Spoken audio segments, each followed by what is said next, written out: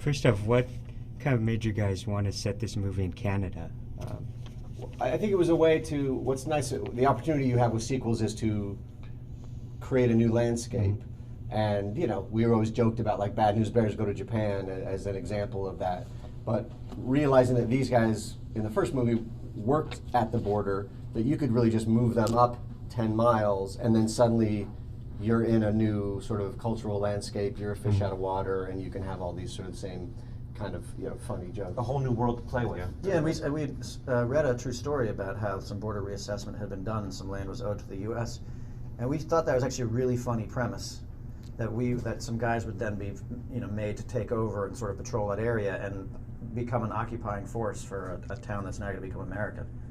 And in the writing of the movie, you guys have mentioned before that you have kind of different senses of humor, and that kind of feeds into the way the movie feels, has a variety of different kinds of comedy. But you must have some disagreements then. How do you kind of resolve what gets put in the final script?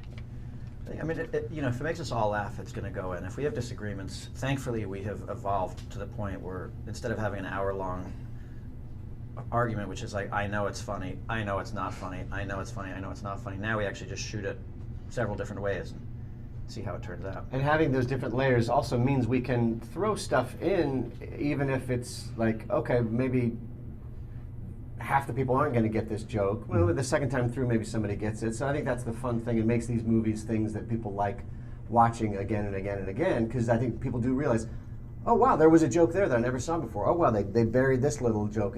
Just a little pun, just a little reference there. So I think we create room for as many sort of different styles of jokes as possible. I like knock-knock jokes. Yeah. But Jay doesn't like knock-knock jokes. You have to watch the movies a long time to get those. To get the knock-knock jokes. hidden knock-knock Trying to jokes. sell it, right? Somebody knocks, I just want to open the door and say, come on in. I want to tell the joke. I don't need to say, hey, who's on the other side of this door? Sure. It's a bummer for the improv thing, because Kevin will go knock, knock, and he'll I'll say, be come like, on in. Yeah, or he'll go next door. How much of the movie was improvised what's versus how much of it was improvised versus scripted? The Would you first say? movie had very little, about 8 lines. The second movie, maybe 40. Oh, But the first, so- due to budgetary constraints, we didn't have the money, Nor do we know what we're doing.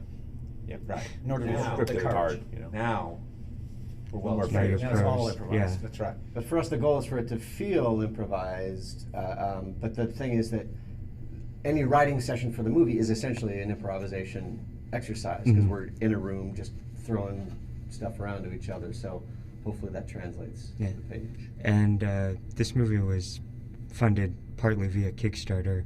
Would you consider doing that again for another project in the future? Indiegogo. Yeah. Indiegogo? Would you do that again for We had another a movie? good experience with it, and without that money and that funding and those 54,000 people, we would never have been able to make the movie. Crowdfunding has changed since when we did it. Now, if you crowdfund a movie, you can actually own a piece of the financial back end. So if you were to crowdfund it, it would be a different experience. I would say this, possibly. I think possibly, and I think we might try that other version of it. But it really depends on. The studio controls this movie and every sequel to it. So if they say we're financing it, then they're financing it. So we'll see. It's much nicer to receive the studio's money to make a film than it is to go and raise it for a month and Nicer meaning it's all the same money. I mean, we get to interact with all the fans, and that's kind of cool, fun, right? that's the best part about it. Yeah. It's just from a speed standpoint. If you get the studio's money, it all comes at once. And you said you had to film a scene before the rest of the movie for tax reasons. What scene was that? And We filmed probably about 20 pages. So I think it was the first 20 pages of the movie. Yeah, the Of course, opening it was segment. rock and roll. Yeah. and some pullover stuff, because we had a location where we could close off traffic, a really beautiful stretch of highway. So that's what we did there.